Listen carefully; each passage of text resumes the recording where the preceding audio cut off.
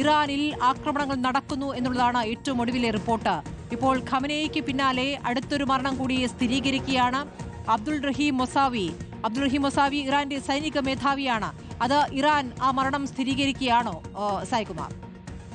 തീർച്ചയായും സ്മൃതി, ഇത് ആയത്തുള്ള അലി ഖമൈനി അദ്ദേഹത്തിന്റെ ഓഫീസിൽ ഒരു ഉന്നതതല യോഗം ചേരുന്നതിനിടെയാണ് ഈ അറ്റാക്ക് സംഭവിക്കുന്നത്. ആ ഓഫീസിലേക്ക് ഏകദേശം 30-ലധികം ബോംബുകൾ വർഷിക്കുകയായിരുന്നു. അപ്പോൾ അവിടെ ഉണ്ടായിരുന്ന ആയത്തുള്ള അലി ഖമൈനി അടക്കം ഉന്നതരായിട്ടുള്ള ഉദ്യോഗസ്ഥരെല്ലാം ആ ആക്രമണത്തിൽ കൊല്ലപ്പെട്ടു എന്നുള്ളതാണ് ഇപ്പോൾ പുറത്തുവരുന്ന വിവരം. സൈനിക മേധാവി അടക്കം ആ കൂട്ടത്തിലുണ്ടായിരുന്നു. ഒരു ഉന്നതതല സുരക്ഷാ സമിതി യോഗം ചേരുന്നതിനിടയിലാണ് ടെഹ്റാനിലെ അദ്ദേഹത്തിന്റെ ഓഫീസിന് നേരെ ഇസ്രയേലും അമേരിക്കയും സംയുക്തമായി ബോംബുകൾ വർഷിച്ചത്. ഏകദേശം 30-ലധികം ബോംബുകൾ ആ കെട്ടിടത്തിൽ മാത്രം പതിച്ചതായി നാമാവശേഷമാക്കിയിരുന്നു ആ കെട്ടിടമാകെ.